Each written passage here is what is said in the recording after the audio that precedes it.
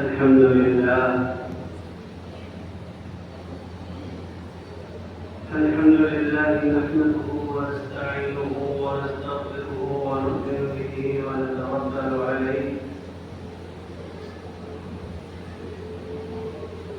ونعوذ بالله من شرور أنفسنا ومن سيئات أعمالنا من يهده الله فلا مضل له ومن يضلل فلا هادي له ونشهد أن لا إله إلا الله وحده لا شريك له ونشهد أن سيدنا وحبيبنا وشفيعنا وسندنا وإمامنا ومولانا محمدا عبده ورسوله صلى الله تبارك وتعالى عليه وعلى آله وأصحابه وبارك وسلم تسليما كثيرا أما بعد فأعوذ بالله من الشيطان الرجيم بسم الله الرحمن الرحيم والسابقون الأولون من المهاجرين والأنصار والذين اتبعوهم بإحسان رضي الله عنهم ورضوا عنه وأعد لهم جنات تجري تحتها الأنهار خالدين فيها أبدا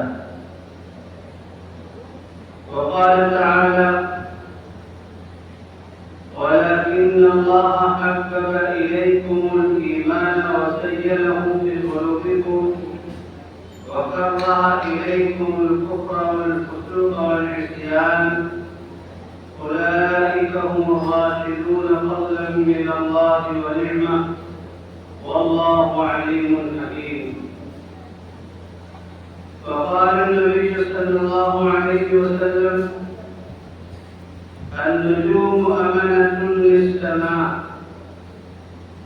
فإذا ذهبت النجوم أتى السماء ما توعد وأنا أمنة لأصحابي فإذا ذهبت أنا أتى أصحابي ما يوعدون وأصحابي أمنة لأمتي فإذا ذهب أصحابي أتى أمتي ما يوعدون أو كما قال صلى الله عليه وسلم. لا يجسد الاحترام صدر الجلسة معزز المكرم علماء کرام बुजुर्गों दीनी इस्लामी बाइज़्ज़त भाइयों माओं और बहनों मैं सबसे पहले मुबारकबाद पेश करता हूँ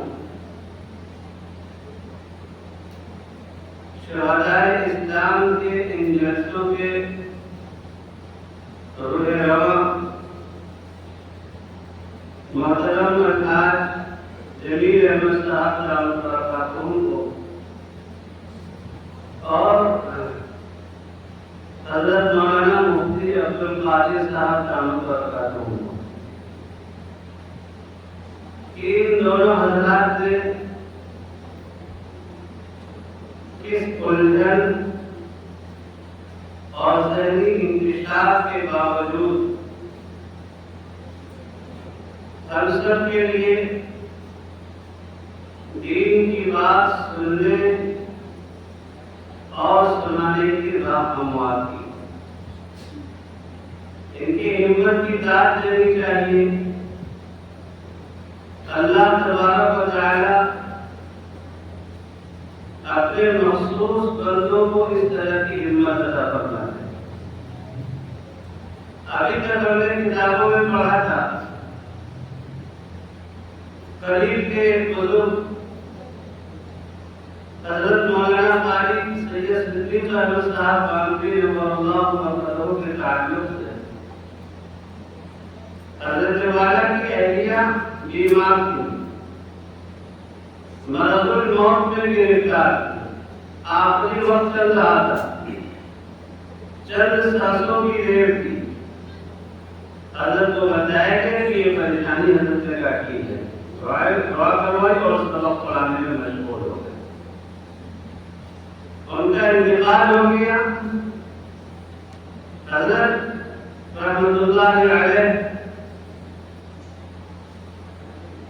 پابندی کے ساتھ معمول کے مطابق جو اسباق پڑھاتے تھے، اسباق کی تکمیل کرنے کے بعد گھر تشریف لے گئے۔ اسباق کو روک دینا، کام کو روک دینا، دین کے کام کو موقوف کر دینا، یہ کسی مسئلے کا حل نہیں ہے۔ حالانکہ جب حالات آتے ہیں، پریشانیاں آتی ہیں، اس وقت آدمی ذہنی طور پر ڈسٹرب ہوتا ہے، اور یہ انسان کی فکری کمزوری ہے۔ ایسا نہیں ہے کہ آدمی ڈسٹرب ہو جائے تو شریعت میں اس کے اوپر کچھ کتاب ہوگا۔ جناب رسول اکرم صلی اللہ تعالی علیہ وسلم کی گود پہ آپ کے فرزند ارجمند کا انتقال ہو رہا ہے، اور آپ علیہ السلام ہمت کے پہاڑ تھے۔ آپ علیہ السلام کے آنکھوں سے آنسو جاری ہو گئے۔ ایک صحابی جانتے یا رسول اللہ آپ بھی روتے؟ حضور اکرم صلی اللہ تعالی علیہ وسلم نے فرمایا یہ تو دل کی رحمدلی کی بات ہے، یہ تو دل کے نرمی کی بات ہے۔ ایک بزرگ عالم دین پڑوس کے حضرت مولانا محمد ریاض محمد صاحب کا ان کے بچے کا بھی انتقال ہو گیا، لیکن وہ اپنے دعوتی سفر میں تھے، علماء کرام نے وہیں سے ان کی تعزیت فرمائی۔ تو ان حضرات نے بھی بڑی ہمت کے ساتھ دین کا کام بند ہو، اللہ اور اس کے رسول علیہ السلام کے قوانین کے تذکرے بند نہ ہو، اس معاملے میں بڑی ہمت سے کام کیا ہے۔ مفتی عبدالقادر صاحب دامت برکاتہم ابھی چند روز پہلے آپ کے ہمشیرہ کا انتقال ہوا، اللہ تعالیٰ انہیں ہمیشہ رحمت فرمائے، کروٹ ان کی مغفرت فرمائے، اور ان ہونے والے جلسوں کو ان کی ترقی درجات کا ذریعہ بنائے۔ اور دوسری طرف اس جلسے کے رہنما اور تمام علماء کرام کے میزبان خصوصی داعی محترم الحاج جمیل احمد صاحب دامت برکاتہم، ان کے ساتھ جو حادثہ پیش آیا آپ سب جانتے ہیں۔ حادثات اور مصیبتیں یہ تو آتی جاتی رہتی، حالات آتے جاتے رہتے۔ جناب رسول اکرم صلی اللہ تعالی علیہ وسلم فرماتے ہیں کہ اللہ تبارک و تعالی جب کسی بندے سے پیار کرتے ہیں، محبت کرتے ہیں، تو اس کو آزمائش میں مبتلا کرتے ہیں، پریشانیوں میں مبتلا کرتے ہیں۔ ان پریشانیوں میں اگر وہ بندہ اللہ کے فیصلے پر راضی رہتا ہے تو اللہ کی طرف سے رضامندی کا پروانہ ملتا ہے۔ اللہ کی طرف سے بھی یہ پروانہ مل جاتا ہے کہ ہم بھی تم سے راضی ہیں، اور اللہ کے فیصلوں میں اگر کوئی آدمی اعتراض کرنے لگتا ہے کہ صاحب ہم ہی تھے، ہمارے ساتھ یہ مصیبت آئی تھی اور کوئی نہیں ملا جاتا ہو، اللہ کے فیصلوں پر کوئی اعتراض کرنے لگتا ہے، ناراضگی جتانے لگتا ہے، تو اللہ تبارک و تعالیٰ بھی اس سے ناراض ہو جاتے ہیں۔ حضرات صحابہ کرام رضی اللہ عنہم اجمعین کی زندگی آپ دیکھیں، یہی پیغام ہے۔ صحابہ کرام رضی اللہ تعالی عنہم اجمعین کی زندگی کا بیٹا شہید ہو رہا ہے، شوہر شہید ہو رہے ہیں، باپ شہید ہو رہے ہیں، بھائی شہید ہو رہا ہے. اب تو بتاؤ عورت کا کون بچا؟ ساری کائنات عورت کی تو انہیں چیزوں میں منحصر ہے. باپ ہے، بیٹا ہے، بھائی ہے، شوہر ہے، چاروں کے چاروں شہید ہو گئے. لیکن جناب رسول اکرم صلی اللہ علیہ وسلم کا دیدار کرنے کے بعد وہ کہتے ہیں یا رسول اللہ صلی اللہ علیہ وسلم آپ صحیح سالم ہیں تو ساری مصیبتیں یہ ہیں، ساری مصیبتیں یہ ہیں، اس کا ثواب تو اللہ آپ کے یہاں ملے گا. تو بالکل اسی طرح یہ ساری پریشانیاں، ساری مصیبتیں اللہ کی طرف سے آئیں گی، اللہ ان پریشانیوں کو حل کرے گا. آپ اللہ سے بھی گزارش ہے کہ دعا فرمائیں کہ اللہ تبارک و تعالیٰ آزمائشوں سے نکالے اور ان پریشانیوں کی جو نعمت اللہ نے دے رکھی ہے راحت و آرام کی نعمت سے اللہ بدل. اللہ تبارک و تعالیٰ ان مصیبتوں کو حل فرماتے، پریشانیوں کو حل فرماتے. پریشانیاں سب کے اوپر آتی نہیں، آزمائشیں سب کے اوپر نہیں آتی. اللہ تبارک و تعالیٰ نے اپنے نیک بندوں کو ہمیشہ آزمایا اور قرآن مقدس میں تاکیدی لفظ استعمال کیا گیا ہے وَلَنَبْلُوَنَّكُمْ. علماء بیٹھے آپ پوچھئے گا، اللہ نے صرف یہ نہیں کہ ہم تمہیں آزمائیں گے، بلکہ تاکید کے ساتھ فرمایا وَلَنَبْلُوَنَّكُمْ، ہم ضرور یقیناً ہر حال میں تم کو آزمائیں گے. لَتُبْلَوُنَّ فِي أَمْوَالِكُمْ وَأَنفُسِكُمْ، یقیناً تم کو ہر حال میں آزمایا جائے گا. آزمائش سے تم بچ نہیں پاؤ گے. مسلمانوں سے کہا جا رہا ہے، ایمان والوں کو مخاطب کر کے کہا جا رہا ہے کہ تم کو آزمائیں گے، جانوں میں کمی دے کر، مال میں کمی دے کر، جانی نقصان کرا کے، مالی نقصان کرا کے، ہر اعتبار سے ہم تم کو آزمائیں گے. ان آزمائشوں میں تم کھڑے اترو گے، ان آزمائشوں میں بھی تمہارا تعلق اللہ سے مضبوط رہے گا. تب اللہ کی طرف سے فرمان ہے اولئک علیہم صلوات من ربہم ورحمۃ واولئک هم المهتدون. ایسے لوگوں پر اللہ کی طرف سے رحمتیں برستی ہیں اور یقینی بات تو یہ ہے کہ یہی لوگ اللہ کی طرف سے ہدایت یافتہ ہیں. بہرحال تو آپ اللہ سے گزارش ہے دعا کریں. تمام مرحومین کے لیے خاص طور پر مفتی صاحب کی ہمشیر رکھے تھی. اللہ تعالیٰ کروٹ کروٹ ان کی مغفرت فرمائے اور تمام بیماروں کی صحت یابی کے لیے دعا فرمائے. خاص طور پر حاجی صاحب کے فرزند ارجمن کے لیے اللہ تبارک و تعالیٰ انہیں بھی صحت یاب فرمائے، عافیت عطا فرمائے، خیر کا معاملہ اللہ تبارک و تعالیٰ فرمائے. بہرحال میرے بھائی بزرگ اور دوستوں، اللہ تبارک و تعالیٰ نے بے شمار پیغمبروں کو دنیا کے اندر مبعوث فرمایا.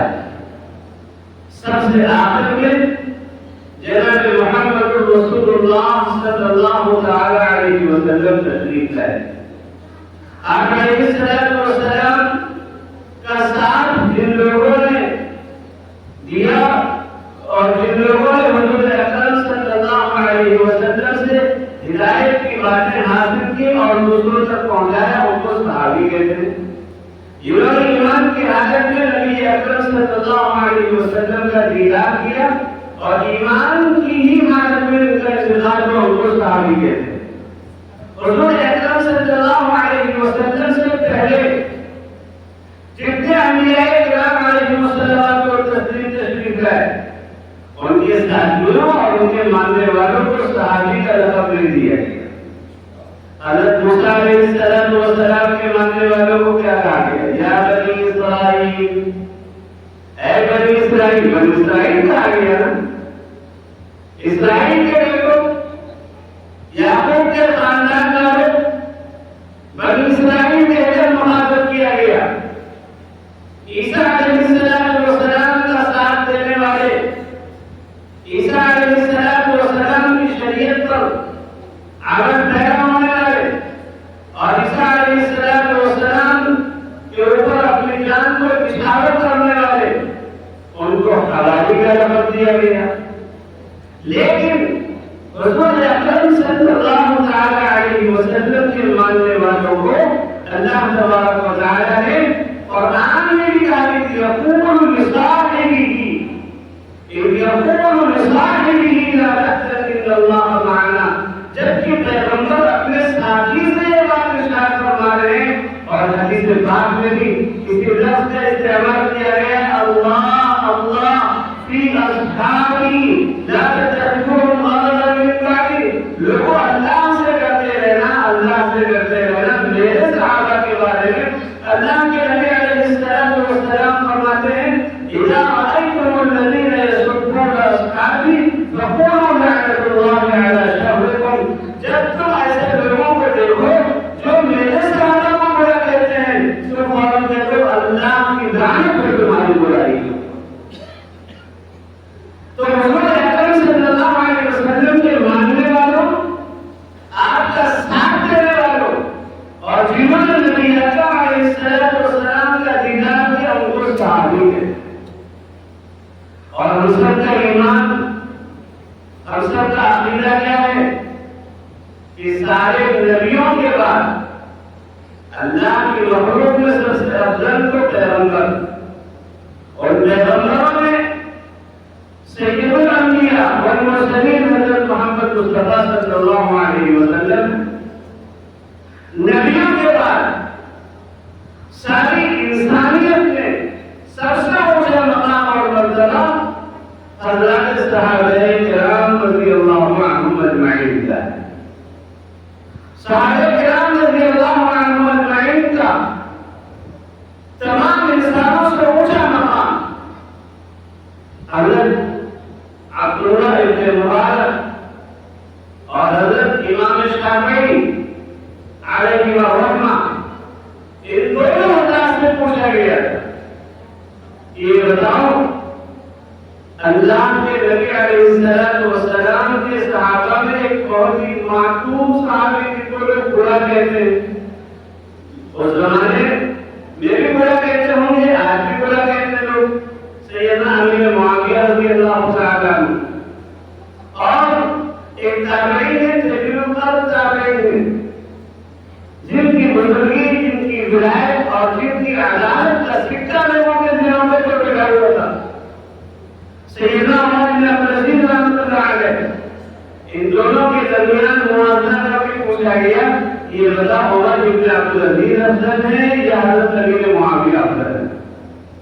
دونوں کا مسئلہ کا جواب حضرت عبداللہ بن مبارک نے بھی یہی کہا تھا اور حضرت امام شافعی رحمۃ اللہ علیہ کا بھی یہی جواب ہے. فرماتے ہیں کہ حضرت امیر معاویہ رضی اللہ تعالیٰ عنہ کے گھوڑے کی ناک میں جو گرد غلام نہیں ہے حضرت عمر بن عبدالعزیز اس کی برابری بھی نہیں کر سکتے. کیوں؟ اس لیے کہ امیر معاویہ کے چہرے پر نبی اکرم علیہ السلام کی نورانی نگاہیں پڑی. حضور اکرم علیہ السلام کو امیر معاویہ نے دیکھا ہے اور امیر معاویہ کو نبی اکرم علیہ السلام نے دیکھا ہے. ایمان کی حالت میں بھی ان سے انتقال ہوا ہے. اس لیے حضرت امیر معاویہ صحابی ہے. کوئی غیر صحابی کے علاوہ کوئی کتنا بھی بڑا بن جائے عبادت میں ریاضت میں لیکن صحابی کی برابری نہیں کر سکتا.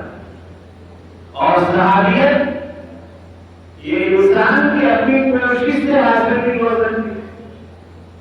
جیسے نبوت ایک اللہ کی طرف سے مقام ہے اور یہ مقام اللہ تبارک و تعالیٰ کسے چاہتا ہے عطا فرماتا ہے. کوئی اپنی طرف سے نبی بننا چاہے نبی بن سکتا ہے. کوئی نبی بننا چاہے بن سکتا ہے. بہت لوگوں نے دعوے کیے لیکن اللہ نے قرآن میں فرمایا وَمَنْ أَظْلَمُ مِمَّنِ افْتَرَىٰ عَلَى اللَّهِ كَذِبًا. اس سے بڑا ظالم کون ہوگا جو اللہ کے اوپر جھوٹ باندھے. جس شخص نے خود ہی نبی بننے کا دعویٰ کیا ہے مسلمہ کرتا پہلے تو مسلمان ہوا تھا اور بعد میں نبوت کا دعویٰ کیا اور جب نبوت کا دعویٰ کیا ہے تو اللہ کے نبی علیہ السلام نے ایک شہید جاتے ہیں اور ان کو گرفتار کر کے مسلمہ بدن کے ٹکڑے ٹکڑے کر ڈالتا ہے. وہ بھی خوش ہوئی اس بات پر, ان کی ماں بھی خوش ہوئی اس بات پر, اور پھر اس کے بعد میں ایک دوسرے صحابی نے جا کر ان کا قتل کیا ہے, جہنم نصیب کیا ہے. آج کے زمانے میں بھی بہت سے متحدین نبوت کے پیروکار موجود ہیں. آج سے چند سال پہلے بہت سے لوگوں نے نبوت کا دعویٰ کیا, ان کے اوپر کیس چلا, مقدمات ہوئے, ہر جگہ پر ذلیل ہوئے, ہارے, اور جو پیشگی گوئیاں کی. اللہ تبارک و تعالیٰ نے انسانوں کے سامنے ان کو جھوٹا کر دکھایا کہ یہ سب جھوٹے لوگ ہیں. اللہ تبارک و تعالیٰ کسے نبی بنانا چاہے نبی وہی بنتا ہے. کوئی آدمی اپنی ریاست اور مجاہدے سے نبی بننا چاہے, اپنی عبادتوں سے نبی بننا چاہے, رات بھر سجدے میں پڑ کر روتا رہے اور مستقل روزے رکھتا رہے, ہر وقت اللہ اللہ کرتا رہے, لیکن نبی بننا چاہے تو نبی نہیں بن سکتا. بلکہ نبی کے خود اپنے اختیار میں نہیں ہوتا کہ ہم نبی بن جائیں. حضور اکرم صلی اللہ تعالی علیہ وسلم امام الانبیاء ہیں, لیکن کیا حضور اکرم علیہ السلام خود نبی بن گئے؟ خود نبی بن گئے. موسیٰ علیہ السلام خود پیغمبر بن گئے, ابراہیم علیہ السلام خود نبی بن گئے, صالح خود نبی بن گئے, یوسف خود نبی بن گئے. نبوت اللہ کی طرف سے خصوصی تحفہ ہے. اللہ جسے چاہتا ہے یہ مقام عطا فرماتا ہے. تو جیسے نبوت اللہ کی طرف سے خصوصی تحفہ ہے, اسی طرح سے میرے بھائیوں صحابیت بھی اللہ کی طرف سے خصوصی تحفہ ہے. اللہ جسے چاہے وہ صحابی بنتا ہے. آج اس زمانے میں تمام انسان مل کر اپنی ساری کی ساری عبادتیں, ریاضتیں, نوافل, حج, عمرے, صدقات, خیرات, نفلی روزے, یہ سب کچھ ایک آدمی کے حوالے کرتے ہیں, اور وہ خود اپنے آپ کی پوری زندگی اللہ کی عبادت کے لیے قابل کرتے. لیکن اگر صحابی بننا چاہے تو صحابی بن سکتا ہے, صحابی نہیں بن سکتا. جیسے نبوت اللہ کی طرف سے خصوصی تحفہ ہے, اللہ کسے چاہتا ہے نبی بناتا ہے, اسی طرح صحابیت بھی اللہ کی طرف سے خصوصی تحفہ ہے. اللہ تبارک و تعالیٰ جسے چاہتا ہے صحابی بناتا ہے. آج کوئی دعویٰ کرے کہ صاحب ہم صحابی بن جائیں, یہ صحابہ کرام رضی اللہ عنہم کے برابر ہو جائیں, ایسا نہیں ہو سکتا. جناب رسول اکرم صلی اللہ علیہ وسلم آپ کیوں سمجھیے جیسے ایک پاور ہاؤس ہے, لائٹ کے لیے ایک پاور ہاؤس ہے, اور پھر چھوٹے چھوٹے ٹرانسفارمر ہوتے ہیں, رکھے جاتے ہیں, اور ٹرانسفارمروں سے پھر کنیکشن الگ الگ گھروں میں لگتا ہے. تو ایسے حضور اکرم صلی اللہ تعالی علیہ وسلم کو سمجھیے پاور ہاؤس ایمان میں. اور صحابہ کرام رضی اللہ عنہم کی جماعت جو ہے یہ ٹرانسفارمر کے ذریعے, اور سب کے گھروں میں کنیکشن ہے, جس سے یہاں پر پنکھے چل رہے ہیں, لائٹ چل رہی ہے, مائک بول رہا ہے. یہ سب کیوں؟ اس لیے کہ ان سب کا تعلق ٹرانسفارمر سے. اگر ٹرانسفارمر کو ہٹا دیا جائے, ڈائریکٹ جو پاور ہاؤس سے لائن آ رہی ڈائریکٹ آپ جوڑنا چاہیں تو مائک بولے گا, پنکھا چلے گا, لائٹ چلے گی. کیوں؟ اس لیے کہ ان کے اندر اتنی طاقت نہیں ہے, ان کے اندر اتنی قوت نہیں ہے, ان کے اندر تحمل کا جذبہ نہیں ہے, ان کے اندر اتنی طاقت نہیں ہے کہ پاور ہاؤس سے آنے والی لائٹ کو اپنے اندر سنبھال سکے. پاور ہاؤس سے آنے والی لائٹ ڈائریکٹ پہنچتی ہے ٹرانسفارمر کے اندر, اور پھر جس کا تعلق ٹرانسفارمر سے جڑتا جائے گا اس کے اندر لائٹ پہنچتی جائے گی. اسی طرح حضور اکرم صلی اللہ علیہ وسلم ٹرانسفارمر اللہ تبارک و تعالیٰ نے حضرت جبریل علیہ السلام کو ڈائریکٹ نازل فرمایا ہے, اور جبریل علیہ السلام آپ کے قلب اطہر پر ایمان، قرآن، اسلام کی باتیں، دین کی باتیں، شریعت کی باتیں، یہ ساری باتیں نازل فرماتے ہیں۔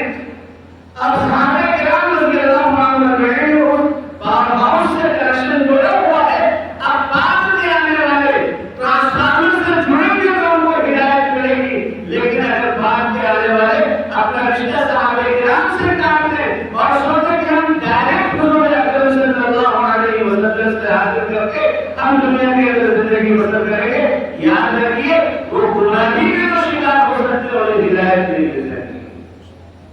ہدایت کے لیے ضروری ہے کہ اپنا رشتہ صحابہ کرام کے واسطے سے حضور اکرم علیہ السلام سے جوڑے۔ اور یہ بات میں خالی مثال کے ذریعے نہیں سمجھا ہوں، اللہ کے نبی علیہ السلام فرماتے ہیں النجوم امانۃ للسماء، فرماتے ہیں کہ ستارے آسمان کے محافظ ہیں، اور جب ستارے نہیں رہیں گے تو کیا ہوگا؟ اذا الشمس كورت واذا النجوم انكدرت، فرمایا قرآن پاک میں اللہ نے کہ جب سورج کی روشنی ختم ہو جائے گی، جب ستارے بکھر جائیں گے تو کیا ہونے والا ہے؟ ستارے ختم ہوئے اور اذا السماء انشقت، آسمان اپلٹ جائے گا۔ یوم نطوی السماء کطی السجل من الکتب، اب ہم آسمان کو لپیٹ کر رکھ دیں گے۔ آسمان کا وجود ستاروں کے وجود سے جڑا ہوا ہے، یہ ستارے سب آسمان کے محافظ ہیں۔ ستارے ہیں تو آسمان کی حفاظت ہو رہی ہے، ستارے نہیں رہیں گے تو آسمان بھی پھٹ جائے گا۔ اور پھر آقا علیہ السلام نے آگے کیا فرمایا؟ وَأَنَا أَمَنَةٌ لِأَصْحَابِي، میں اپنے صحابہ کا محافظ، صحابہ کرام کا محافظ میں ہوں۔ یعنی صحابی کو جو کچھ بھی مل رہا ہے، ایمان مل رہا ہے، اسلام مل رہا ہے، نمازیں مل رہی ہیں، روزے مل رہے ہیں، جو کچھ بھی صحابی کو مل رہا ہے وہ میری برکت سے مل رہا ہے۔ اور اگر مجھ سے رشتہ ختم ہو جائے صحابی کا تو مجھے کچھ بھی نہیں ملے گا، مجھ سے صحابی کا تعلق ٹوٹ جائے، مجھ سے صحابی کا تعلق کمزور ہو جائے تو مجھے کچھ بھی ملنے والا نہیں، وہ ہدایت کا راستہ نہیں ہے۔ اور پھر اگلے جملے میں آگے آقا نے کیا فرمایا؟ وَأَصْحَابِي أَمَنَةٌ لِأُمَّتِي، میرے صحابہ میری امت کے محافظ ہیں، میرے صحابہ میری امت کے محافظ ہیں۔ یعنی صحابہ کرام سے رشتہ جوڑے گا تمہارا ایمان سے ہی ثابت رہے گا۔ عجیب بات ہے، اللہ تبارک و تعالیٰ نے صحابہ کرام رضی اللہ عنہم اجمعین کو بالکل نبیوں کی ترتیب کے اعتبار سے رکھا ہے۔ آپ ذرا سا اپنا دماغ لگائیں، انبیاء کرام علیہ السلام کی تعداد موٹی موٹی کتنی ہے؟ آپ جاتے ہیں جماعتوں میں جاتے ہیں، 40 دن لگاتے ہیں، ہاسپٹل میں کیا جاتا ہے 1,24,000 کم و بیش پیغمبر علیہ السلام کم و بیش پیغمبر ہے نا، ان سے کچھ آگے بھی ہو سکتی ہے، لیکن ایک آدھا ہے کم و بیش پیغمبر۔ اور صحابہ کرام کی تعداد حجۃ الوداع کے موقع پر کتنی تھی؟ تقریباً 1,000۔ ایسے ہی انبیاء کرام علیہ السلام نے وہ پیغمبر جن کو اللہ تبارک و تعالیٰ نے رسول بھی بنایا ہے، رسالت کا مقام ادا کیا ہے۔ نبی اور رسول ان دونوں میں تھوڑا سا فرق ہوتا ہے، جیسے حافظ اور قاری۔ بھائی سارے حافظ قاری تو نہیں ہوتے، لیکن جتنے قاری ہوتے ہیں اس کو حافظ تو ضرور ہوتے ہیں۔ اس کے والد جنگ کا درجہ بنتا ہے، اس کے والد جنگ کچھ عام طور پر۔ تو ایسے ہی جتنے نبی ہیں سب رسول تو نہیں، لیکن جتنے رسول ہیں وہ سب نبی ضرور ہیں۔ تو رسولوں کی تعداد کتنی ہے؟ 313۔ صحابہ کرام رضی اللہ عنہم اجمعین کی تو بہت بڑی تعداد، اس بڑی تعداد میں وہ صحابہ کرام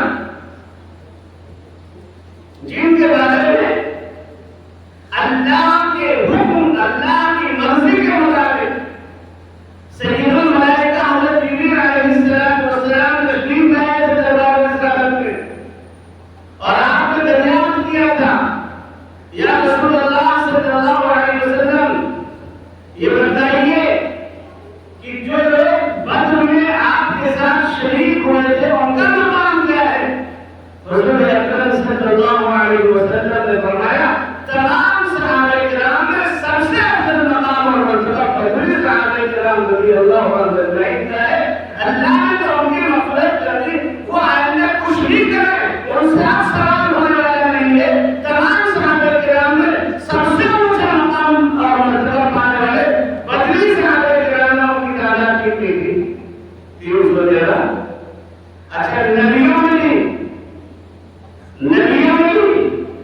جو بڑے پیغمبر ہیں، رسولوں میں جو بڑے پیغمبر جن کو اولو العزم پیغمبر کہتے ہیں، ان کی تعداد 4، اور صحابہ کرام میں بھی جو سب سے بڑے صحابہ کرام ہیں جن کی ترتیب اللہ کے رسول صلی اللہ علیہ وسلم نے بیان کی ہے، جن کی ترتیب صحابہ کرام کی اجماع سے قائم ہوئی ہے، وہ کتنے ہیں؟ 4 ہیں۔ ایسے نبیوں میں ان 4 میں سب سے افضل پیغمبر کون ہے؟ حضرت محمد مصطفیٰ صلی اللہ علیہ وسلم۔ اسی طرح صحابہ کرام میں تمام صحابہ کرام میں افضل 313، اور پھر ان 313 میں 4 ابو بکر، عمر، عثمان و علی، اور پھر اس کے بعد میں اللہ کے نبی علیہ السلام نے اپنی زندگی میں جن کے حوالے مصنف فرمایا تھا وہ کوئی اور نہیں، وہ کون سی شخصیت ہے؟ وہ ایک شخصیت ہے سیدنا ابو بکر صدیق رضی اللہ تعالیٰ عنہ۔ اس طرح اللہ تبارک و تعالیٰ نے ترتیب بنائی تو صحابہ کرام رضی اللہ عنہم اجمعین کا مقام اور مرتبہ تو ویسے ہی بیان ہے، لیکن اس صحابہ کرام میں سب سے اونچا مقام کس کا ہے؟ سیدنا ابو بکر صدیق رضی اللہ تعالیٰ عنہ۔ بہت سے لوگ یہ سمجھتے ہوں گے کہ صاحب ابو بکر کا مقام کیسے بلند ہو سکتا ہے؟ وہ تو اللہ کے نبی کے گھرانے سے تعلق نہیں رکھتے۔ حضور اکرم صلی اللہ علیہ وسلم نے ایک چادر لی تھی، اور اس چادر میں اپنے داماد اور چچیرے بھائی سیدنا علی کو، اور اپنی بیٹی حضرت فاطمہ کو، اپنے نواسے حضرت حسن کو، اور اپنے نواسے حضرت حسین کو رکھ کر یہ فرمایا کہ اللہم ہؤلاء اہل بیتی، اے اللہ یہ میرے گھرانے کے لوگ ہیں۔ اور قرآن کریم میں کہا ہے قل لا اسألکم علیہ اجرا الا المودۃ فی القربى، اے نبی علیہ السلام فرما دیجیے میں تو آپ کے سامنے تبلیغ کر رہا ہوں، تبلیغ کی کسی اجرت کا مطالبہ نہیں کر رہا ہوں، بس صرف یہ مانگ رہا ہوں میرے قرابت داروں سے تم محبت کرو، صرف یہی چاہتا ہوں میں۔ تو حضرت علی رضی اللہ تعالیٰ عنہ کو اونچا مقام ہونا چاہیے، حضرت علی کا اونچا مقام ہونا چاہیے۔ میرے بھائیوں سنو، میں کسی اور صحابی کی زبان میں اگر سناتا تو آپ کہتے شاید حضرت علی سے ان کے دل میں کوئی نسبت نہیں ہوگی۔ حضرت علی رضی اللہ تعالیٰ عنہ سے ایک صحابی نے پوچھا، حضرت علی سے پوچھا آپ بتائیے صحابہ کرام کی تعداد میں سب سے افضل صحابی کون ہے صحابہ کرام کی جماعت میں؟ تو سیدنا علی رضی اللہ تعالیٰ عنہ نے کیا فرمایا؟ ابو بکر۔ حضرت علی کیا فرماتے ہیں؟ اور ابو بکر کیوں نہ ہو؟ ابو بکر ایک ایسے صحابی ہے جن کی صحابیت قرآن مقدس سے ثابت ہے۔ اللہ تعالیٰ نے ابو بکر کے بارے میں فرمایا کہ یقول لصاحبہ لا تحزن ان اللہ معنا، جس وقت پیغمبر علیہ السلام اپنے صحابی سے فرما رہے اور اپنے صحابی سے کیا کہہ رہے تھے؟ غم نہ کرو اللہ ہمارے ساتھ ہے۔ یہ غار ثور کا واقعہ پورا بیان کیا گیا ہے۔ غار ثور میں اللہ کے نبی کے ساتھ کون سے صحابی تھے؟ سیدنا ابو بکر صدیق رضی اللہ عنہ۔ تو ابو بکر کا صحابی ہونا بھی قرآن سے ثابت۔ اور پھر اس کے بعد حضرت علی سے پوچھا گیا، حضرت ابو بکر کے بعد کون افضل ہے؟ صاحب کے دل میں رہا ہوگا کہ حضرت ابو بکر کے بعد شاید اپنا نام لے لیں، حضرت علی کہتے ہیں میں سب سے افضل ہوں۔ لیکن حضرت علی رضی اللہ عنہ نے فرمایا حضرت عمر فاروق رضی اللہ عنہ، حضرت عمر رضی اللہ تعالیٰ عنہ۔ حضرت علی نے صاف صاف فرمایا حضرت عمر رضی اللہ عنہ۔ اور حضرت عمر کو کیوں نہ بیان کرتے؟ حضرت عمر کون ہے؟ اللہ کے نبی قسم کھا کر فرماتے ہیں، قسم اس ذات کی جس کی قبضے میں میری جان ہے، عمر اس راستے پر شیطان کو میں چلتا ہوا دیکھتے تھا، شیطان اپنا راستہ بدل دیتا ہے۔ اچھا آپ بتائیں حضور اکرم صلی اللہ سامنے بیان کی تھی نا، صحابہ کرام کے سامنے قسم کھانے کی کیا ضرورت پیش آئی؟ قسم تو آدمی اس لیے کھاتا ہے کہ سامنے والا ہماری بات پر یقین کرے، اس لیے قسم کھائی جاتی ہے، اور کوئی مقصد تو ہوتا ہے قسم کھانے کا ہی مقصد ہوتا ہے۔ حضور اکرم صلی اللہ علیہ وسلم کی بات میں کس صحابی کو شبہ ہو سکتا تھا؟ صحابی کو صحابی اللہ کے نبی کے جو کٹر دشمن تھے، حضور اکرم علیہ السلام کی زبان مبارک سے نکلی ہوئی بات میں انہیں بھی سب کا برابر شبہ نہیں ہوتا تھا۔ اگر صحابی سے شبہ ہو جاتا تو صحابی ایمان سے چلا جاتا، صحابی ایمان سے خارج ہو جاتا۔ صحابی کیسے شبہ کر سکتا ہے نبی اکرم علیہ السلام کی بات میں؟ حضور نے جو فرما دیا، جو کچھ آپ نے کس طرح ارشاد فرما دیا، صحابی نے فوراً میں معنی تسلیم کر دیا، اس میں کسی طرح کی کوئی تجربہ نہیں، کسی طرح کی کوئی کاٹ کوئی کمی پیشی نہیں کی، صحابی نے فوراً تسلیم کر دیا۔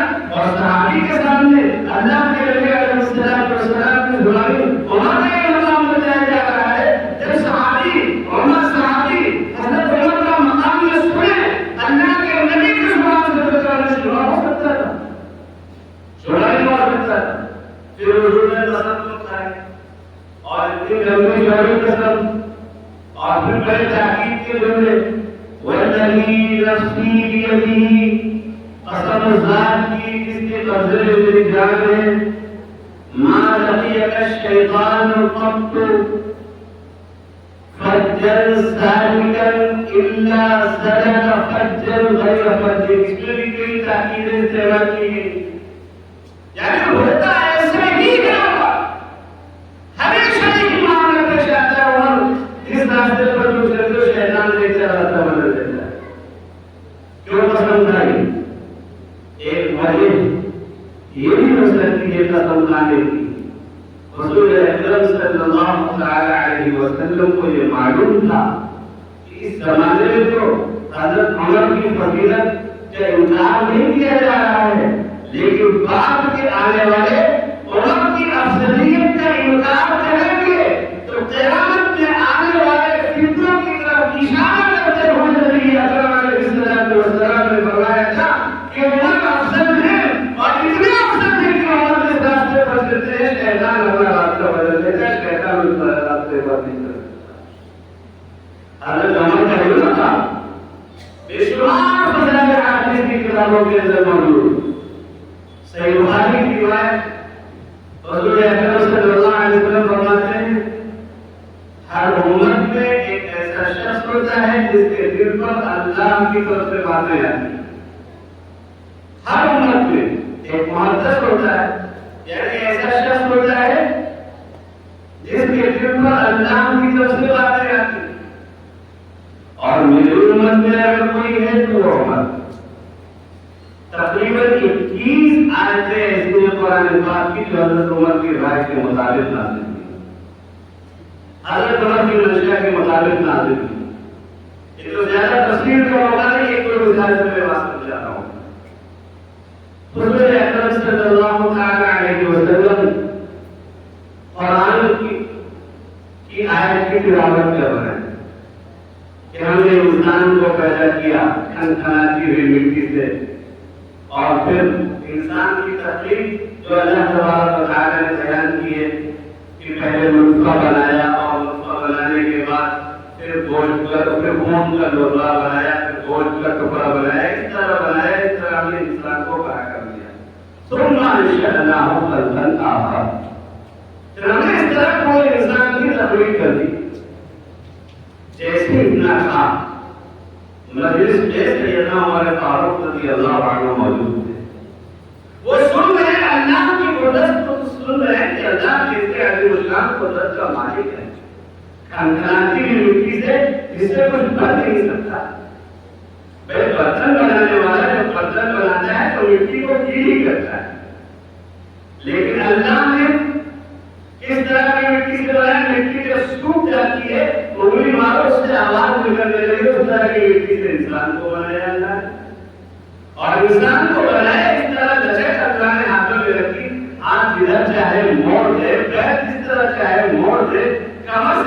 انسان جھک جائے، کھڑا ہو جائے، بیٹھ جائے، اس طرح انسان کے اندر اللہ نے سختی اور نرمی یہ ساری چیزیں رکھی ہیں.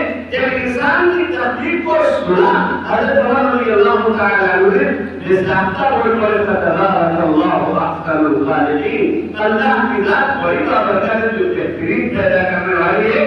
حضرت عمر کی زبان سے لفظ نکلا اور اللہ نے فوراً حضرت جبریل کو بھیجا اور جبریل علیہ السلام تشریف لائے. آقا کے اوپر وحی کا نزول شروع ہوا کہ ہاں اس آیت کے بعد میں وہی الفاظ جو حضرت عمر کی زبان سے نکلے ہیں قرآن کی آیت کو نازل شامل کر دیا. تو حضرت عمر کی مرضی کے مطابق قرآن کی آیت نازل ہوئی. اللہ کے نبی علیہ السلام نے تک مکہ مکرمہ میں رہے، سب کھلے ہوئے دشمن تھے، کتنے بھی دشمن تھے، سب کھلے ہوئے دشمن تھے. جب دشمن سامنے تلوار لے کر آئے، تیر سے نشانہ لگائے تو اپنا بچاؤ کرنا آسان ہوتا ہے، لیکن دوست بن کر جب دشمن ہے تو اس سے بچاؤ کرنا مشکل ہوتا ہے. دوست بن کر جب دشمن ہے، مدینہ منورہ پہنچے تو اس طرح کے دشمن پیدا ہوئے جو کھاتے ساتھ میں ہیں، بیٹھتے ساتھ میں ہیں اور نماز بھی ساتھ میں پڑھتے ہیں، مکمل طور پر مسلمانوں کے ساتھ ہیں. لیکن جب بھی موقع ملتا ہے تو مسلمانوں کو تکلیف پہنچاتے ہیں.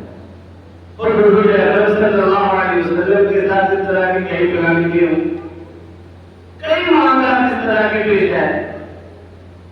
جنگ احد میں صحابہ کرام، بڑے صحابہ کرام کو بہکانے والی یہی ٹیم تھی جو ساتھ میں رہتے تھے اللہ کے نبی کے، لیکن ان کی دشمنی رکھتے تھے. ایسے ہی حضرت اکرم علیہ السلام کو بلایا ایک موقع پر اور پھر اس ٹیم نے یہ بنایا تھا، یہ اپنا نظام بنایا تھا کہ اوپر سے پتھر ڈلوا دیں تاکہ وہ اس پتھر کے نیچے سب کا مر جائے تو سب ختم ہو جائے. تو ہر موقع پر تکلیف پہنچانے کے ارادہ ہے. ایسے لوگوں سے کتنی تکلیف ہوتی ہے. ان میں ایک سب سے بڑا دشمن تھا عبداللہ ابن ابی ابن سلول جو رئیس المنافقین کہلاتا. اس کے انتقال کا وقت آیا. جب اس کے انتقال کا وقت آیا تو اس کے بیٹے سچے پکے مسلمان تھے. اللہ کے نبی علیہ السلام کی خدمت میں حاضر ہوئے. عرض کیا یا رسول اللہ صلی اللہ علیہ وسلم، میرے باپ نے تو پوری زندگی آپ کو ستایا ہے، آپ کے ساتھ رہ کر آپ کو تکلیف پہنچائی، یقیناً آپ کا کلیجہ چھلنی ہو چکا ہوگا، لیکن بہرحال ہے میرا باپ، جاننے کا عالم ہے، آپ اپنا بچا ہوا پانی دے دیجیے تاکہ میں اپنے باپ کو بلا دوں. ہو سکتا ہے اس پانی کی برکت سے میرے باپ کے اندر کی گندگی صاف ہو جائے، میرا باپ جنت کا افطار بن جائے. حضور اکرم علیہ السلام نے خوشی خوشی دے دیا پانی، لے کر بیٹے بلا دو. بیٹے لے کر پہنچے، لیکن اندازہ لگا باپ کے دل میں کتنی سخت عداوت تھی اللہ کے نبی کے خلاف. جو ساتھ میں نماز بھی پڑھتا ہے، کلمہ بھی پڑھتا ہے، مسلمانوں کے ساتھ شریک رہتا ہے ہر معاملے میں، اور جنگوں میں جو غنیمتیں حاصل ہوتی ہیں اس میں حصہ بھی ہوتا رہتا ہے. وہ کیا کہہ رہا ہے بیٹا، میں اس وقت موت اور زندگی کی کشمکش میں مبتلا ہوں، یقیناً تم نے احسان کیا ہے پانی لے کر آئے، اور اس وقت اگر تم مجھے پیشاب لا کر دیتے تو بھی میں پی لیتا. اتنی پیاس کی شدت تھی. اگر تم پیشاب پینے کی بات کرتے تو میں اس میں خوشی خوشی پی لیتا، لیکن تم جو پانی لے کر کے آئے محمد کا بچا ہوا پانی سے میں ہرگز پینے کو تیار نہیں ہوں. پانی ہاتھ سے لیا اور پھینک دیا. سوچو بیٹے کے دل پر کیا گزری ہوگی. اس کی حال میں باپ کا انتقال ہو گیا. پھر آئے تو یا رسول اللہ صلی اللہ علیہ وسلم، میرے باپ نے ایسا ایسا کہا. روتے روتے پوری باتیں بیان. یا رسول اللہ صلی اللہ علیہ وسلم ایسا کیجیے، اپنا پردہ دے دیجیے تاکہ آپ کے کرتے میں اپنے باپ کو دفن کر دیں، آپ کے کرتے میں اپنے باپ کو کفن دے دیں، ہو سکتا ہے اس کی وجہ سے میرے باپ کی مغفرت ہو جائے۔ اور جب جنازہ تیار ہو تو آپ تشریف لے آئیے اور آپ میرے باپ کی جنازہ کی نماز پڑھا دیجیے، آپ کی دعا کی برکت سے ہو سکتا ہے میرے باپ کی مغفرت ہو جائے۔ اللہ کے نبی صلی اللہ علیہ وسلم نے کرتا مبارک اتارا اور دے دیا، اور پھر جب جنازے کا وقت آیا اتنا ہوئی آقا چل پڑے، حضرت عمر رضی اللہ تعالیٰ عنہ کان پکڑ لے، کہاں جا رہے ہیں رسول اللہ؟ عبداللہ کی نماز جنازہ پڑھا لیں۔ یا رسول اللہ مت جائیے، آپ وہ منافق آپ کو تکلیف پہنچاتا رہا، آپ اس کی نماز جنازہ کروائیے۔ آقا نے فرمایا کہ عمر جب اللہ نے منع نہیں کیا تو کون ہوتے ہو منع کرنے والے؟ میں تو چاہوں گا نماز جنازہ پڑھا لیں۔ آقا تشریف لے گئے اور آقا کے کرتے مبارک میں اس کو کفن کیا گیا ہے۔ آپ نے اس کی ناک کو اٹھا کر اپنی گود میں رکھا ہے، اپنی رن پر، پھر آپ نے اپنا دعا نکال کر اس کے منہ میں لگایا تاکہ اس کی بخشش ہو جائے، اور اس کے بعد آپ نے نماز جنازہ پڑھائی۔ نماز جنازہ پڑھانا تھا حضرت جبریل علیہ السلام کو پڑھانا ہے، اور جبریل نے اللہ کا وہ حکم اعلان کیا جو حضرت عمر نے مسجد کی، لا تصلی علی احد منهم مات ابدا ولا تقم على قبره۔ اے میرے محبوب علیہ السلام، ان منافقین میں سے آئندہ کسی کا بھی انتقال ہو جائے تو آپ نماز جنازہ نہ پڑھائیے گا، اور ان کی قبر کے اوپر کھڑے ہو کر دعا بھی نہ کریے گا۔ آپ کے دعا کرنے یا نہ کرنے سے ان کی مغفرت نہیں ہو سکتی۔ آپ اگر 70 مرتبہ استغفار کریں، اللہ تکلیف کو معاف کرنے والا نہیں۔ تو حضرت عمر کی رائے کے مطابق اللہ نے نازل فرمایا کہ ایک جنگ میں ام المؤمنین حضرت عائشہ صدیقہ رضی اللہ تعالی عنہا کا ایک ہاتھ گم ہو گیا، اور وہ ہاتھ بہت قیمتی ہاتھ تھا، ماں نے دیا تھا۔ میکے سے ملا ہوا سامان عورتوں کو ویسے ہی بہت پیارا ہوتا ہے۔ غزوہ بدر مستلق کے موقع پر وہ قضائے حاجت کے لیے تشریف لے گئی تھی، اور جب واپس آئی تو گلے میں ہاتھ ڈالا تو ہاتھ نہ ڈالا۔ اب ہاتھ تلاش کرنے چلی گئی، اتنے میں واپسی قافلے کی واپسی کا وقت ہو چکا تھا، تو واپس ہونے لگے، واپس ہو گئے، یہ ہاتھ تلاش کرنے میں مشغول تھے۔ جب ہاتھ ڈھونڈ کے آئے دیکھا سب تو جا چکے۔ حضرت عائشہ رضی اللہ عنہا بڑی سمجھدار تھی، بڑی ذہین خاتون، انہوں نے سوچا اب ہم جا کر لوگوں کو تلاش کریں، لوگ ہمیں تلاش کریں، اس طرح تو کبھی ملنے والی ہے، اس طرح یہیں پر بیٹھ جاتے ہیں تاکہ جب ہم نہیں ملیں گے تو تلاش کرنے کے لیے بھی بھیجا جائے گا۔ بہرحال حضرت صفوان رضی اللہ تعالی عنہ جو لشکر کے پیچھے رہتے تھے تاکہ گری پڑی ہوئی چیزیں اٹھا کر لے جائیں، جب انہوں نے آ کر دیکھا ام المؤمنین بیٹھی ہوئی ہے، انہوں نے لا پڑا، اپنے اونٹ کو بٹھایا، لے کر چل پڑے۔ ابھی ایک منافق بھی سامنے آ گیا، عبداللہ ابن ابی، الزام لگا، تہمت لگی، اور جب تہمت لگی حضرت عائشہ صدیقہ رضی اللہ تعالی عنہا کے اوپر، تو اس وقت حضور اکرم صلی اللہ علیہ وسلم نے حضرت عائشہ کو کچھ بتایا، اور بہت دنوں تک انہیں بھی خبر نہیں۔ اللہ کے نبی علیہ السلام نے ایک کو بلا کر مشورہ کرنا شروع کیا، ایسی ایسی باتیں بول رہی ہیں، کیا ہونا چاہیے؟ لوگ کہہ رہے ہیں کہ عائشہ نے فلاں کے ساتھ منہ کالا کیا، کیا ہونا چاہیے؟ کیا ایسی بات ہے عائشہ میں؟ حضرت عائشہ کی باندھی جو ہر وقت ساتھ میں رہتی ہے، نوکرانی گھر میں رہنے والی، کہتی یا رسول اللہ تم ایسا تو ہے نہیں، عائشہ ایسی نہیں، وہ بڑی بھولی سی لڑکی ہے، زیادہ ہوشیار نہیں، وہ آ کر ڈھونڈنے لگ دیتی ہے، بلی کھا جاتی ہے تو اس کی اس کا بھی احساس نہیں ہوتا، عائشہ ایسی نہیں۔ حضرت علی رضی اللہ تعالی عنہ سے بھی پوچھا، انہوں نے بھی مشورہ دیا، اور صحابہ کرام نے بھی مشورہ دیا۔ سیدنا عمر فاروق رضی اللہ تعالیٰ عنہ تشریف لائے. حضور اکرم صلی اللہ علیہ وسلم نے حضرت عمر سے بھی پوچھا. حضرت عمر سے پوچھا ہونا کیا چاہیے آج ہم اور آپ ہوتے تو کیا معاملہ ہوتا, رشتہ کیا ہے؟ حضرت عمر کی بیٹی حضرت حفصہ اللہ کے نبی کے نکاح میں, اور حضرت عائشہ ابوبکر کی بیٹی بھی اللہ کے نبی کے نکاح میں. یعنی عمر کی بیٹی کی سوکن ہے حضرت عائشہ. آدمی اپنی بیٹی کی سوکن کی عیب کو تلاش کرتا ہے, بس ذرا سا کہیں سے کچھ مل جائے فوراً لگا دو تاکہ ان کو الگ کر دیں, ہماری بیٹی کے لیے راستہ ہموار ہو جائے.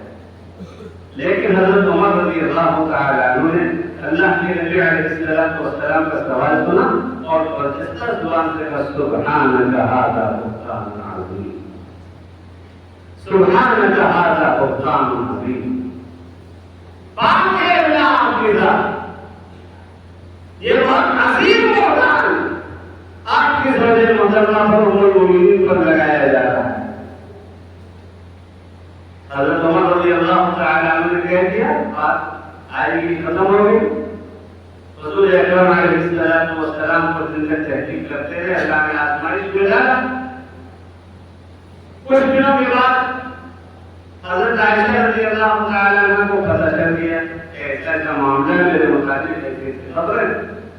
بخاری شریف میں تو بہت تفصیل کے ساتھ یہ واقعہ بتا, تو انہوں نے اس وقت اللہ کے نبی سے اجازت دی, یا رسول اللہ میں اپنے گھر جانا چاہیے.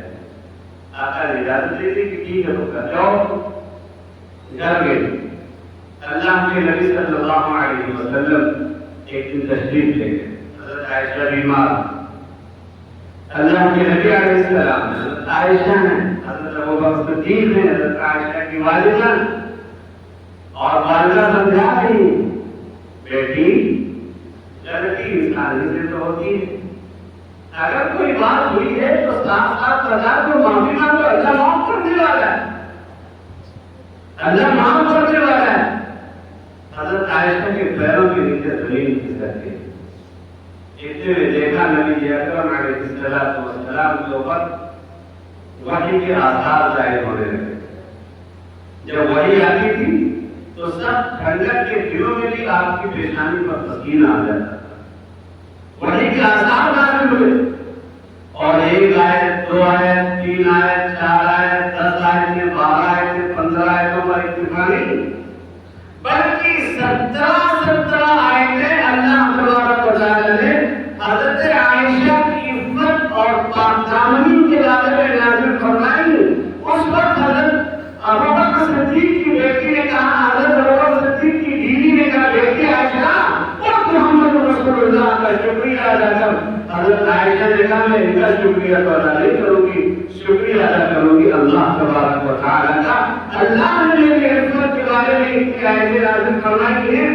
اللہ تبارک و تعالی نے جو آیات نازل فرمائی اس میں بتایا یہ ہے, حضرت عمر سے جو مشورہ کیا تھا نبی اکرم صلی اللہ علیہ وسلم نے, عائشہ کیسی ہے, حضرت عمر نے حضرت عائشہ کی عفت پر, حضرت عائشہ کی عفت کے بارے میں گواہی دیتے ہوئے لفظ ارشاد فرمایا تھا سبحانک ھذا بہتان عظیم. اللہ تبارک و تعالی نے وہی الفاظ قرآن کی آیت کی شکل میں نازل فرمائے.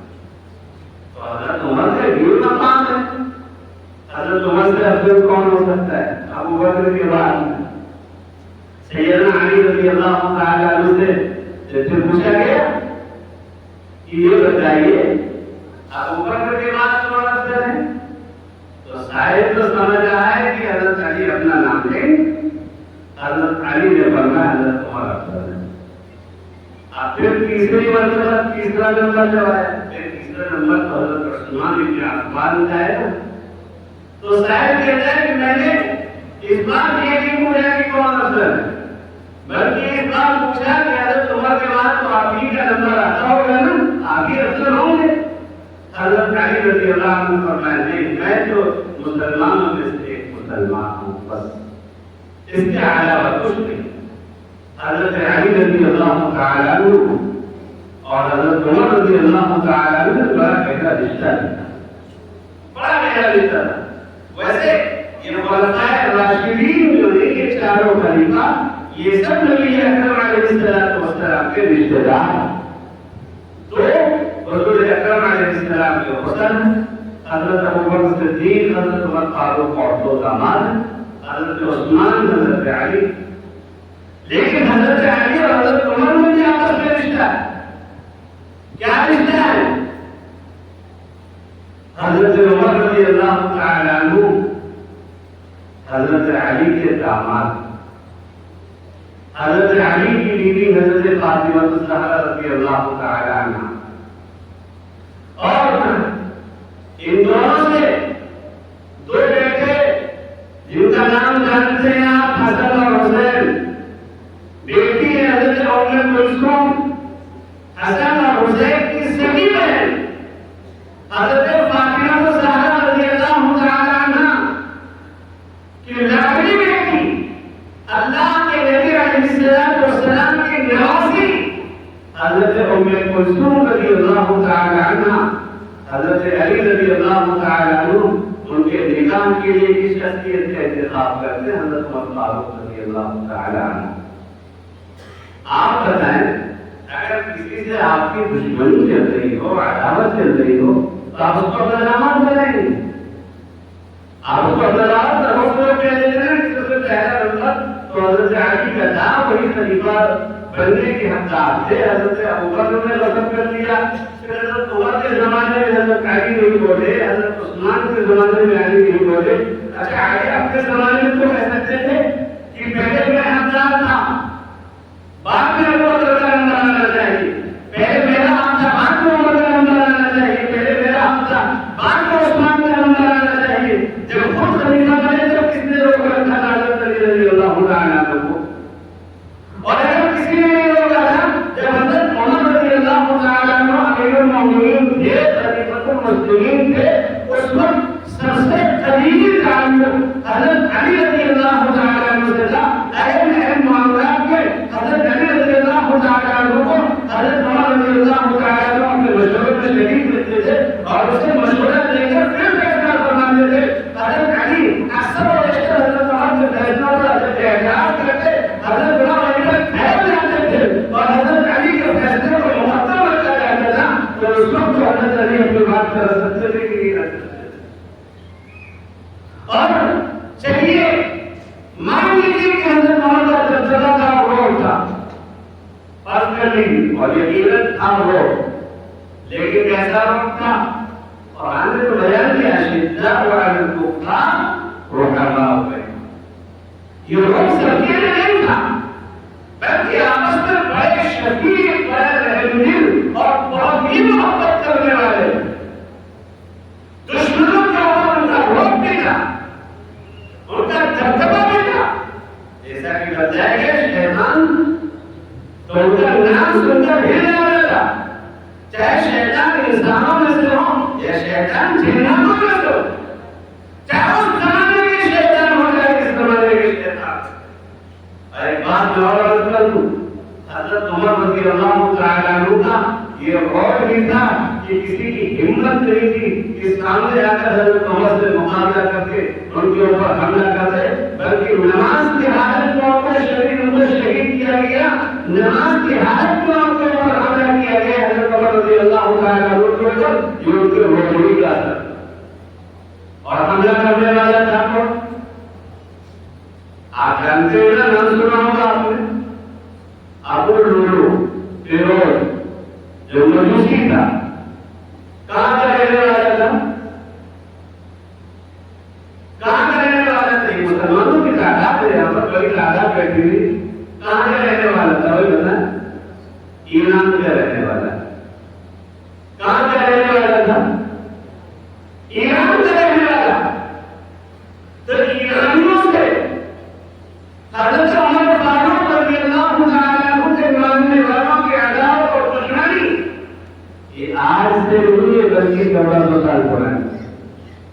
یہ آج کی دشمنی نہیں ہے، یہ ایرانی اللہ کے نبی کے، اللہ کے نبی علیہ السلام کے مقصود نظر، منظور نظر جن کو اللہ کے نبی نے نام لے کر اللہ سے مانگا ہے، جو مراد ہے، جو اللہ کے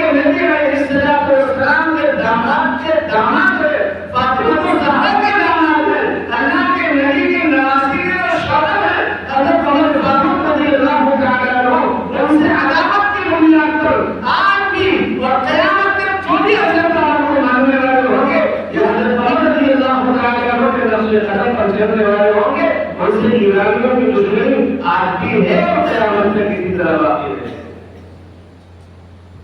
تو حضرت عمر رضی اللہ عنہ کا وہ بھی تھا، یہ دبدبہ ہی تھا. اور دبدبے کے بعد شاید نسائی شریف میں میرا خیال ہے اس طرح کی ایک روایت موجود ہے. ایک مرتبہ امی جان حضرت عائشہ صدیقہ رضی اللہ تعالی عنہا مدینہ منورہ میں نبی اکرم صلی اللہ علیہ وسلم کے ساتھ کھڑے ہو کر حبشیوں کا کھیل دیکھ رہی. اس وقت پردے کا کوئی حکم نازل نہیں ہوا تھا، اس لیے عورتیں کھیل دکھاتی تھیں اور مرد حضرات بھی دیکھتے تھے، کوئی ممانعت نہیں ہوئی. اللہ کے نبی علیہ السلام کھڑے تھے. حضرت عائشہ رضی اللہ تعالیٰ عنہ فرماتی ہے کہ آپ کے کندھے پر میں نے اپنا رخسار رکھا ہوا تھا. کچھ دیر کے بعد نبی اکرم علیہ السلام نے فرمایا کہ عائشہ دیکھ چکی. یا رسول اللہ ابھی بھی نہیں کھڑا ہے. حضرت عائشہ فرماتی ہے کہ میں کھیل سے دلچسپی نہیں رکھتی تھی، بلکہ دیکھنے کا جو منظر تھا نبی اکرم علیہ السلام کھڑے ہوئے آپ کے کندھے پر میں نے اپنا رخسار رکھ کر کھیل دیکھ رہی تھی. بس اس منظر سے مجھے دلچسپی تھی. میں یہ سوچ رہی تھی کہ آج دیکھنا ہے کہ اللہ کے نبی مجھ سے کتنی محبت ہے، کتنی دیر تک آقا علیہ السلام میرے لیے کہہ رہے تھے. حضرت عائشہ رضی اللہ تعالیٰ عنہ دیکھ رہے ہوئے کہ کافی دیر ہو گئی کہ دکھانے والے دکھا رہی، دیکھنے والے دیکھ رہے ہیں، سب مست رہ کے دیکھ رہے ہیں. اچانک دھڑکن بجی اور دھڑکن کس طرح بجی؟ سب چپل جوتے چھوڑ کر بھگے. اور جو کھیل دکھانے والی حبشی عورت تھی اس نے کھیل دکھانے والا جو سامان تھا رسی اور لکڑی لاٹھی وغیرہ سب چھوڑ چھاڑ کے بھگی اور تیزی کے ساتھ. حضرت عائشہ کہنے لگی یا رسول اللہ صلی اللہ علیہ وسلم کیا ہو گیا؟ کوئی حادثہ پیش کر گیا؟ کہیں زلزلہ گیا کیا؟ کوئی طوفان آ گیا؟ اچانک اس طرح بھگدڑ کیوں ہے؟ نبی اکرم صلی اللہ تعالی علیہ وسلم نے اشارہ کیا عائشہ ادھر دیکھو. دیکھا سیدنا عمر فاروق رضی اللہ تعالی عنہ کرامہ تشریف لائے. یہ حضرت عمر کا روپ تھا اور دبدبہ تھا. حضرت عمر رضی اللہ تعالیٰ عنہ ایسے باروق تھے. مکہ مکرمہ میں جب تعداد انگلیوں پر گنی جاتی تھی 40 کی تعداد تھی، اس وقت کھلا اپنے ایمان کا اعلان کرنے والی شخصیت جو ہے وہ حضرت عمر فاروق رضی اللہ تعالیٰ عنہ نے سب نے ہجرت کی ہے، چھپ چھپ کر کے ہجرت کی ہے. سب کے سب چھپ کر کے گئے ہیں، مکہ سے بھاگے ہیں، مدینہ منورہ کی طرف گئے ہیں. لیکن حضرت عمر فاروق رضی اللہ تعالیٰ عنہ گئے ہیں، خانہ کعبہ کا طواف کیا ہے اور طواف کرنے کے بعد اعلان کیا ہے لوگوں یہ نہ کہنا کہ عمر چھپ کر چلا گیا. جس کو اپنی بیوی کو ران کرانا ہو آ جائے میرے سامنے مقابلہ کر لے. جس کو اپنے بچوں کو یتیم کرانا ہو آ جائے مقابلہ کر لے. اور اگر مجھے خوشی سے جانے دو میرا ایمان تمہارے حوالے میں جا رہا ہوں. اللہ کے راستے میں اپنا گھر چھوڑ کر کے ہجرت کرنے جا رہا ہوں. میں ڈھیر سب کو چھوڑ کر جا رہا ہوں. حضرت عمر فاروق رضی اللہ تعالیٰ عنہ کی وہ شخصیت ہے اور سادگی کا یہ عالم ہے، سادگی کا یہ عالم ہے. امیر المومنین ہوتے ہوئے آدھی دنیا پر حکمرانی، آدھی دنیا پر جن کی حکمرانی ہے وہ اپنا پورا جنازہ رہتے ہیں اور زمین کے اوپر لیٹ کر کے سو جاتے ہیں. اپنی تکیے کی جگہ پر اپنا ہاتھ سے دھانے رکھ دیتے ہیں اور نیند میں آ جاتی ہے. بدن کے اوپر جو کپڑا ہے اس کے اوپر کئی ٹیبل لگے ہوئے ہیں. غریبوں کا خیال، ضرورت مندوں کا خیال، مسکینوں کا خیال، تمام پریشان حالوں کا خیال.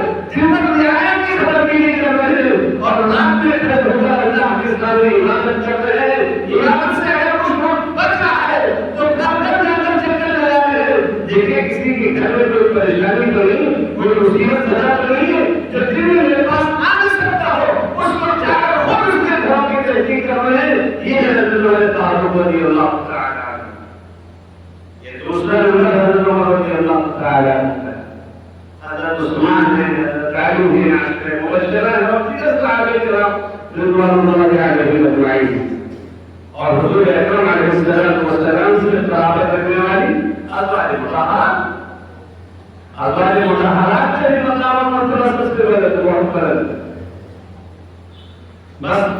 منٹ میں ایسی بات کو مکمل کر رہا ہوں، وقت کافی ہو رہا ہے. ازواج مطہرات قرآن مقدس میں اللہ تبارک و تعالی نے ان کو اہل بیت کہا ہے. اہل بیت کو مطلب سمجھ رہے ہیں، نبی علیہ السلام کے گھرانے سے ان کا تعلق، نبی کے گھر والی لوگ. حضرت اکرم علیہ السلام نے حضرت علی کو بھی اہل بیت کہا ہے. آج مراد کے سمجھنے کے ساتھ اہل بیت کے صرف چند لوگ ہیں. کون کون؟ علی، فاطمہ، حسن اور حسین رضی اللہ علیہ. اس کے علاوہ کوئی اہل بیت نہیں. حالانکہ قرآن میں کیا ہے؟ اللہ نے یہ فرمایا صاف صاف، یا نساء النبی، اے نبی کی عورتوں، اے نبی کی بیویوں. نبی کی بیویوں کو مخاطب کر کے اللہ نے کہا تم ایسا ایسا کام کرو، یہ تفصیلات بیان کی. اور اس کے بعد اللہ نے کیا فرمایا؟ انما یرید اللہ لیذھب عنکم الرجس اہل البیت. اے نبی کی اہل بیت، اللہ چاہتا ہے کہ اس سے گندگی کو دور کر دے. اچھا، یہ حضرت فاطمہ، حضرت علی، حضرت حسن اور حسین یہ بھی اہل بیت. اس لیے کہ حضور اکرم صلی اللہ علیہ وسلم نے ایک چادر منگائی اور چادر کے نیچے حضرت فاطمہ کو بلایا، حضرت علی کو بلایا، حسن اور حسین کو بلایا اور فرمایا اے اللہ یہ میرے اہل بیت. اللہ سے خود حضور اکرم علیہ السلام نے ہاتھ اٹھا کر دعا فرمائی تھی، اللہم ہؤلاء اہل بیتی، اے اللہ یہ میرے اہل بیت. آپ ان کو خوب پاک کر دیجیے، آپ ان کو خوب پاک کر دیجیے. تو قرآن مقدس میں یہ بتایا گیا کہ نبی کی بیویاں اہل بیت، اور حدیث سے تو معلوم ہوتا ہے کہ بس یہ 4 لوگ اہل بیت میں. اس کا جواب کیا ہے؟ اسی حدیث کے آخر میں نبی اکرم علیہ السلام کی زوجہ محترمہ ام المؤمنین ام سلمہ رضی اللہ تعالی عنہا موجود تھی. انہوں نے عرض کیا یا رسول اللہ صلی اللہ علیہ وسلم، مجھے بھی آپ دعا میں شامل فرمائیے، اہل بیت میں شامل فرمائیے. تو آقا علیہ السلام نے فرمایا انت علی خیر. خیر اس میں تفصیل کا صیغہ ہے، اس کا مطلب یہ ہے کہ تم تو ان سے افضل مقام والی ہو. یعنی تم کو تو پہلے سے اللہ نے اہل بیت کو شامل کر دیا ہے. تم میرے گھرانے سے تعلق رکھنے والی ہو. ساری بیویاں پہلے سے اہل بیت ہیں. میں نے تمہاری فضیلت میں حضرت علی کو، حضرت حسن کو، حضرت فاطمہ کو، حضرت حسین کو شامل. تو اہل بیت میں نبی اکرم علیہ السلام کی بیویاں یہ پہلے نمبر پر، اور بعد میں نبی اکرم علیہ السلام کی سب سے شہید کی بیٹی حضرت فاطمہ، ان کے شوہر حضرت علی اور حضرت حسن اور حسین. اور اس کے بعد میں نبی اکرم علیہ السلام کے دیگر اہل بیت جن کو آپ علیہ السلام نے کسی خاص موقع پر یہ فرمایا تھا سلمان منا اہل البیت، سلمان بھی ہمارے اہل بیت میں سے. اس طرح بعض صحابہ کرام کے بارے میں اور فرمایا. پہلا صحابہ کرام کا یہ مقام اور مرتبہ. ویسے تو تمام کے تمام صحابہ کرام سب افضل ہیں، صحابہ سب افضل. میں نے قرآن کی 2 آیتیں پڑھی تھی آپ کے سامنے. ان دونوں آیتوں میں صحابہ کرام کی افضلیت کو، ان کے مقام اور مرتبے ہی کو بیان کیا گیا. جو پہلی آیت میں نے پڑھی تھی، اللہ تعالیٰ فرماتے ہیں والسابقون الاولون، جو شروع کے مسلمان ہیں، سبقت کرنے والے، چاہے مہاجرین ہو یا انصار، جو شروع دور میں ایمان لانے والے ہیں، جیسے ابو بکر صدیق ہیں، حضرت عمر فاروق ہیں، حضرت عثمان غنی ہیں، حضرت علی مرتضیٰ ہیں، عبد الرحمن بن عوف ہیں، عبداللہ بن مسعود ہیں. یہ سب شروع دور کے مسلمان. اور ایسے ہی انصار میں سے شروع زمانے کے مسلمان، جیسے عبداللہ بن سلام ہے، یہ سب شروع زمانے کے مسلمان. تو والسابقون الاولون من المہاجرین والانصار. اور پھر آگے بڑھا والذین اتبعوہم بإحسان. اور پھر بعد میں جن صحابہ کرام نے ان کی اتباع کی، یعنی شروع کے مسلمانوں کی اتباع کی، جو صحابہ کرام صلح حدیبیہ کے بعد مسلمان ہوئے یا فتح مکہ کے موقع پر یا فتح مکہ کے بعد مسلمان ہوئے. جیسے حضرت ابو سفیان رضی اللہ تعالی عنہ، حضرت امیر معاویہ رضی اللہ عنہ، حضرت وحشی ابن حرب رضی اللہ عنہ، حضرت عثمان ابن ابی طلحہ رضی اللہ عنہ، حضرت علی ابن حاتم رضی اللہ عنہ، یہ سب صحابہ کرام کے بعد کے مسلمان لیکن ہے صحابی. اللہ نے ایک جگہ پر فرمایا وَكُلًّا وَعَدَ اللَّهُ الْحُسْنَىٰ، اللہ نے سب سے جنت کا وعدہ کر رکھا ہے، سب سے اللہ نے جنت کا وعدہ کر رکھا ہے کہ سب جنتی. جب اللہ نے جنت کا وعدہ کر رکھا تو ہمیں کیا آتے ہیں کہ ہم ان کی برائی بیان کریں. ایک بات بنیادی طور پر یاد رکھنی چاہیے، چلتے چلتے میں یاد کر دوں کہ صحابہ کرام کی شخصیت کو تعریف کے حوالے سے نہیں جانا اور پرکھا جائے. وہ تعریفی لوگ نہیں کہ صاحب تعریف میں ایسا کہا گیا ایسا کہا گیا، فلاں نے ایسا لکھ دیا فلاں نے ایسا لکھ دیا. صحابہ کرام کی شخصیات وہ تعریفی شخصیات نہیں بلکہ قرآنی شخصیات. قرآن اور تعریف میں اگر ٹکراؤ ہو جائے تو ہم کہتے ہیں قرآن کو مانے کہ تعریف کو رضی کی ٹوکری میں ڈالیں. تو صحابہ کرام سب قرآنی شخصیات. اللہ تعالیٰ نے قرآن میں کہا چاہے شروع کے مسلمان ہو یا بعد کے، فرمایا اعد لهم جنات تجری تحتها الانہار خالدین فیہا ابدا. ان سب کے لیے اللہ نے جنتیں تیار کر رکھی ہیں اور ہمیشہ ہمیشہ اس میں رہیں گے.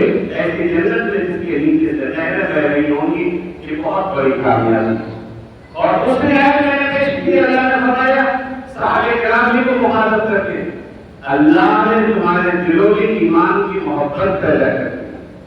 ایمان سے تم کو سما دیا ہے اللہ نے، تم کو سجایا اللہ نے ایمان سے، یعنی ظاہری اور باطنی اعتبار سے تم مومن ہو گئے ہو. دل میں بھی ایمان، زبان سے جو بولتے ہو وہ ایمان والے بول بھی کرتے ہیں.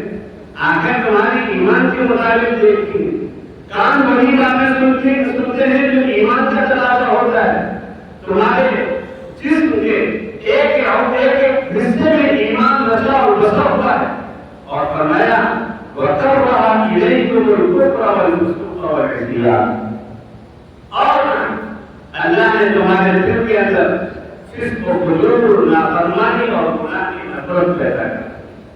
نفرت پیدا ہونے کا مطلب کیا ہوتا ہے؟ نفرت پیدا ہونے کا یہ مطلب نہیں ہوتا ہے کہ آدمی کوئی گناہ ہی نہیں کرے گا. آدمی کو بہت ساری باتوں سے نفرت ہوتی ہے لیکن اس کے باوجود کہیں کبھار ہوتی ہے رضامندی ہو جاتی ہے.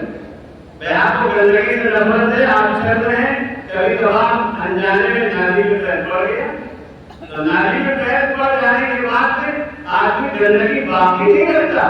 گندگی سے نفرت کا مطلب یہ کہ پیر پڑے فوراً کی نفرت ہو جائے، پیر صاف کر دیں.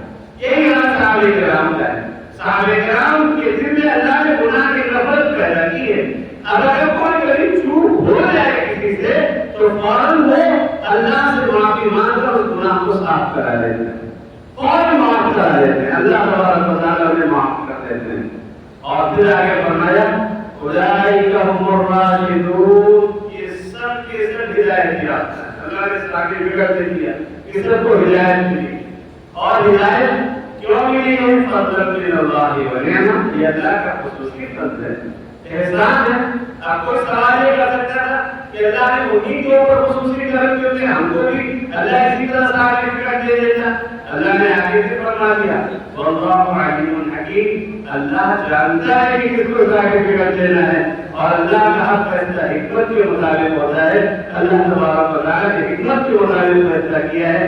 میرے بھائی بزرگ اور دوستوں، صحابہ کرام نے نبی سے ایمان لیا اور ہمیں اگر اپنے ایمان بچانا ہے تو ہم صحابہ کرام سے جڑ کر اپنے ایمان کی حفاظت کریں گے.